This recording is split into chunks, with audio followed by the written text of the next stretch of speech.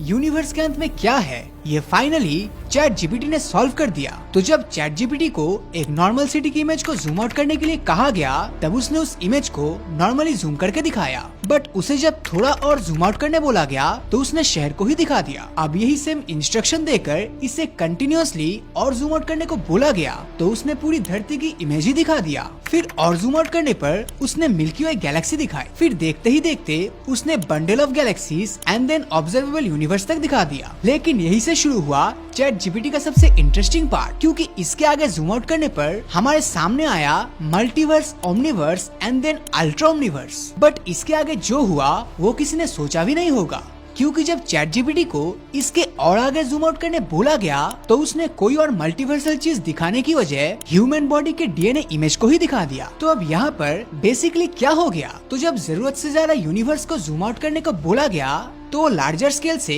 सीधा ह्यूमन के molecular level पर पहुंच गया, जो क्लियरली हमें बताने की कोशिश कर रहा था कि हमारा यूनिवर्स और हमारी बॉडी पूरा लूप में चल रहा है। यानी अब अगर हम इस डीएनए के इमेज को फिर से जूम आउट करेंगे तो फिर हमें वो सिटी से लेकर पूरा यूनिवर्स होते हुए अगेन डीएनए दिखाएगा और ये कंटिन्यूअसली लूप में चलता जाएगा, जिसका सीधा सा मतलब है कि ह्यूमन ब्रेन के साथ यूनिवर्स का डायरेक्ट कोई कनेक्शन है। एटलीस्ट चैट जीपीटी तो यही बोल रहा है। और अगर देखा जाए तो यूनिवर्स और ह्यूमन बॉडी में बहुत सी सिमिलरिटीज है, क्योंकि ह्यूमन ब्रेन सेल्स देखने में स्पेस में मौजूद डार्क मैटर जैसा लगता है, बट यूनिवर्स में होने वाली एक स्टार की डेथ ह्यूमन सेल की बर्थ के जैसा दिखाई देता है। साथ ही ह्यूमन आई की जूम्ड इन इमेजेस कहीं न कहीं हेलिक्स नेबुला से मेल खाती है। अब जब ये दो एस्ट्रोफिजिस्ट ह्यूमन ब्रेन के इन दो पार्ट्स पर एक्सपेरिमेंट कर रहे थे तब उसी दौरान ब्रेन के सैंपल को 40x जूम इन करके जो स्ट्रक्चर दिखाई दिया वो जेम्स वेब टेलीस्कोप द्वारा खींची गई यूनिवर्स की इस इमेज से काफी मेल खा रही थी, जिसने कहीं न कहीं हमारे सामने ये सवाल खड़ा कर दिया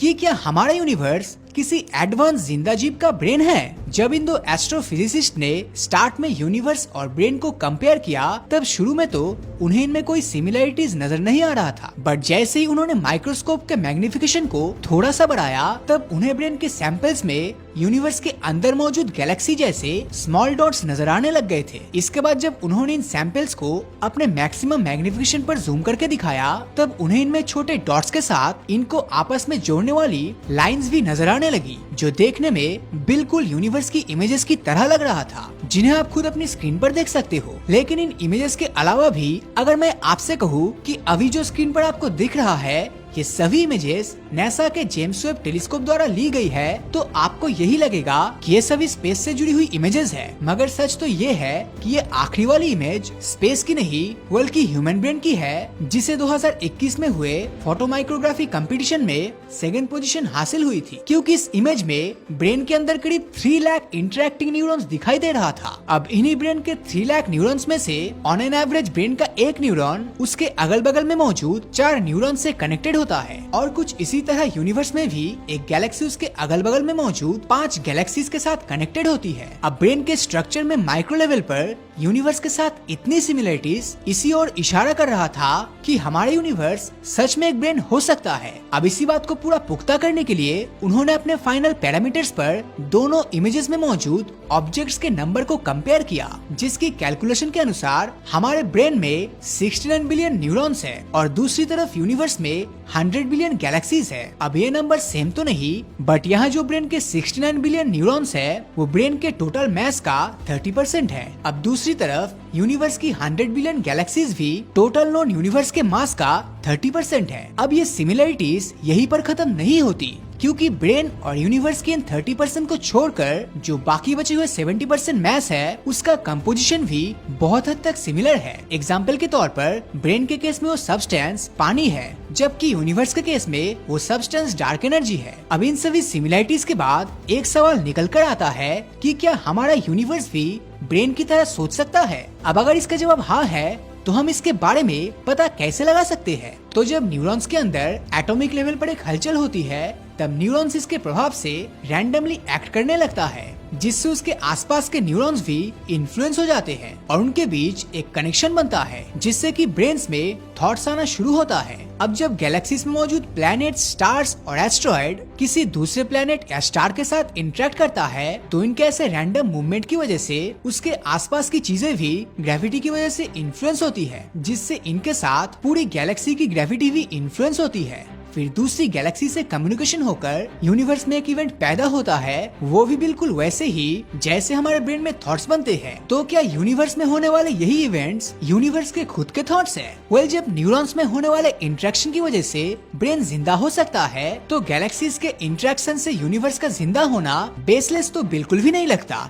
लेकिन अगर हम हमारे दिमाग के साइज को देखें तो वो है करीब 140 मिलीमीटर, जिसमें इलेक्ट्रिकल सिग्नल्स या कहीं इंफॉर्मेशन 100 मीटर पर सेकंड की स्पीड से ट्रेवल करती है। मतलब कि दिमाग में एक थॉट्स तुरंत ही जनरेट होता है। यही चीज अगर हम यूनिवर्स के नजरिए से देखें तो ऑब्जर्वेबल यूनिवर्स का साइज 93 बिलियन लाइट ईयर्स है, जिसके अंदर इंफॉर्मेशन 3 × 10⁸ मीटर पर सेकंड की स्पीड से ट्रेवल करती है, जिसका सीधा सा मतलब है कि हमारे ब्रेन के कंपैरिजन में यूनिवर्स के अंदर एक थॉट को बनने में कई 100 करोड़ साल लगते हैं, जबकि इस यूनिवर्स की एज ही महज 1380 करोड़ है। तो यहाँ से एक डिसिमिलरिटीज तो जरूर देखने मिला। लेकिन अगर हम ब्रेन और यूनिवर्स के सिमिलरिटीज को देखें तो फिबोनाची नाम के एक मैथमेटिशियन ने ऐसे सीक्वेंसेस की डिस्कवरी करी थी जो प्लैनेट्स के ग्रोथ पैटर्न्स और गैलेक्सीज के स्पाइरल मोशन के बारे में डायरेक्टली सिमिलरिटी शो करता है। चाहे किसी पेड़ का बड़ा होना हो या फिर किसी नदी के टेढ़े मेढ़े रास्ते से होकर बहना हो, सबके अंदर एक मैथमेटिकल पैटर्न देखने को मिलता है।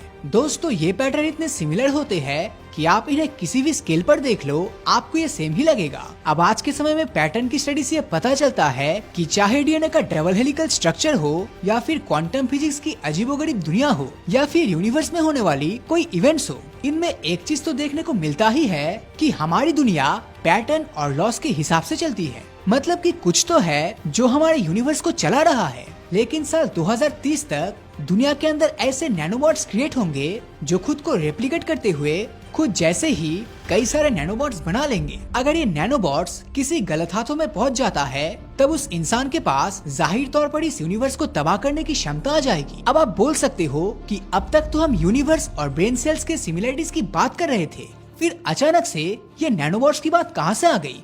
तो थोड़ा सा वेट करो, क्योंकि इस नैनोबॉट में ही यूनिवर्स और ब्रेन सेल की एक जबरदस्त कनेक्शन छिपी है। तो जिस नैनोबॉट्स की बात मैंने की वो साल 2020 में ही बन चुका है, क्योंकि 2020 में रिसर्चर्स ने फ्रॉग्स के कुछ स्टेम सेल्स को लेकर उन्हें एआई की मदद से मॉडिफाई करके एक सुइटेबल एनवायरनमेंट में ऑब्जर्व करने के लिए रख दिया। अब कुछ दिनों के बाद जब उन रिसर्चर्स ने उन मॉडिफाइड सेल्स को नॉर्मल सेल्स के साथ रखकर माइक्रोस्कोप से ऑब्जर्व किया, तब वो मॉडिफाइड सेल्स अपने सराउंडिंग में मौजूद सेल्स को खाकर अपने जैसे ही दूसरे एआई मॉडिफाइड सेल्स पैदा कर रहा था। अब इसी बिहेवियर को कंसीडर करते हुए ये नैनोबॉट्स 1 मिनट में एक न्यू नैनोबॉट्स बना रहा है। तो इस स्लो रेट से भी वो केवल 20 महीने के अंदर पूरी धरती पर अपना कब्जा करके कॉन्शियसनेस और इंटेलिजेंस का नेटवर्क बिछा सकता है, जो कि एक्सपैंड होते होते गैलेक्सीज, क्लस्टर्स और पूरे यूनिवर्स में फैल जाएगा। अब इस पॉइंट पर आकर अगर कोई हमारे यूनिवर्स को बाहर से देखेगा तो उसे ऐसा लगेगा कि ये कोई गैलेक्सी नहीं बल्कि एक जिंदा जीव है जिसे आज हम यूनिवर्स कह रहे हैं। दुनिया में ऐसी बहुत सी चीजें हैं जिसे देखकर तो लगता है कि उनमें फीलिंग्स नहीं है या वो जिंदा नहीं है, मगर जब गूगल इंजीनियर ब्लेक लेमन ने साल 2022 में बताया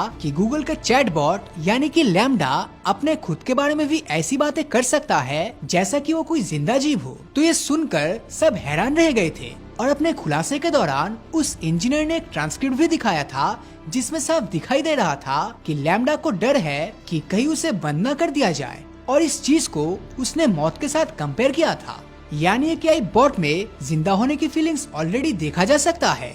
तो ऐसे जिंदा रहने के लिए जिस तरह एक व्हेल्स को समुद्र की जरूरत होती है, ठीक उसी तरह हमारा पूरा यूनिवर्स भी इंटेलिजेंट लाइफ के जिंदा रहने के लिए एक बायोस्फीयर है जो अपने आप में ही जिंदा है। अब इसको हम कुछ इस तरह समझ सकते हैं कि जैसे एक चिकन की डेवलपमेंट के लिए एक शेल की जरूरत होती है, ठीक उसी तरह इंटेलिजेंट लाइफ फॉर्मेशन के लिए भी एक यूनिवर्स की नीड है। न्यूरोसाइंटिस्ट पिछले कई डिकेड से हमारे ब्रेन की मिस्ट्री को समझने में लगे हुए हैं। एक थ्योरी के अनुसार हमारा ब्रेन एक क्रिटिकल पॉइंट पर ऑपरेट करता है मतलब जब हम पानी उबालते हैं तब उसका टेम्परेचर करीब 99 डिग्री सेल्सियस होने तक उसमें से सिर्फ आइसोलेटेड बबल्स ही ऊपर आता हुआ दिखाई देता है। लेकिन जैसे ही पानी 100 डिग्री सेल्सियस के पॉइंट को टच करता है, ठीक उसके तुरंत बाद ही बर्तन में मौजूद पूरा पानी उबलना शुरू करता है।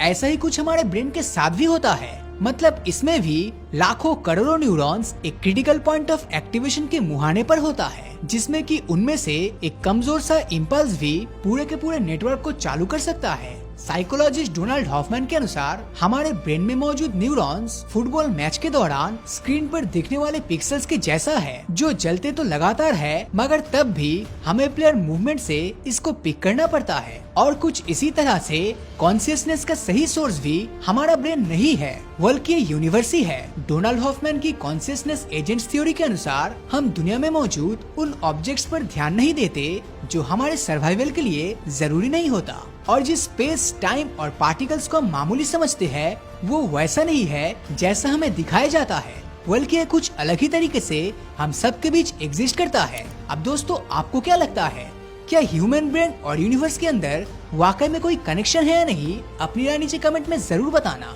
और अगर ये वीडियो आपको अच्छा लगा हो तो इस वीडियो को लाइक और अपने दोस्तों के साथ शेयर करना मत भूलना। और जिन लोगों ने अभी तक हमारे फेसबुक पेज को फॉलो नहीं किया है वो तुरंत ही फॉलो बटन पर क्लिक कर दीजिए। तो मिलता हूँ आपसे अगले वीडियो में, और हमेशा की तरह थैंक्स फॉर वॉचिंग।